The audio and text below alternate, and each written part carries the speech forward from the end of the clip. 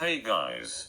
Today I want to get political for a moment. Just a heads up. If you are a hardcore Trump supporter, you might want to click off unless you are open-minded.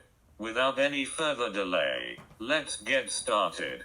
While I am absolutely planning on making a video imploring y'all to vote in the fall, I was reminded of the necessity to be registered through a fellow creator who launched a register to vote campaign with a number of his friends last Friday. You can't vote without being registered, and the time to register is now. Many states have registration deadlines fast approaching.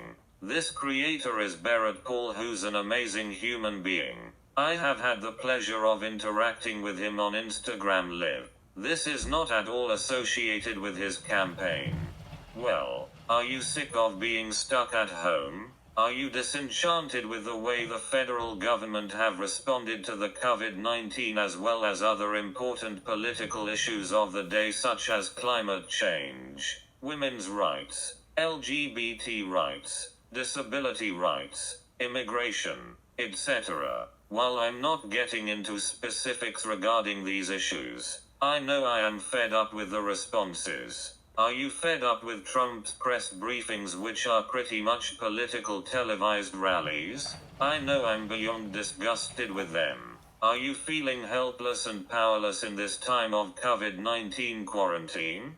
Well, there's actions you can take today that make you powerful and can be so influential in the near future. This simple step is making sure you are registered to vote in November. If you are not, then taking the steps to become registered to vote. The actions you take today and on election day will have an impact on our future as a nation, just as your actions or lack thereof in 2016 have had a direct impact on our situation today. I also want to address the dilemma you'll probably have about Joe Biden being the presumptive Democratic nominee for president. Y'all might be like, oh, why register? I'm not voting because I don't like Biden as the nominee, or it's just one vote so it won't matter. That mindset right there will get Trump re-elected. Do you want to be stuck at home next year watching the same circus play out on TV, or do you want someone in the office of the presidency who, at least, has some executive experience in the federal government? Personally, Biden is not my first choice, but he's a lot better than Trump. Ideally, I would have loved to have a younger candidate and even possibly a woman candidate.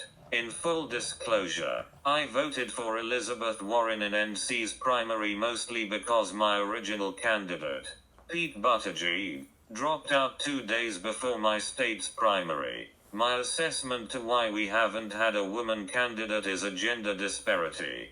People have a warped sense that women are less capable of men when it comes to leading a country. I could go on and on to why this is the case. I will discuss it in greater detail in a future video, but for the purpose of this video, I just want to point out that the countries with women leaders are faring much better in this pandemic than those who have men as leaders.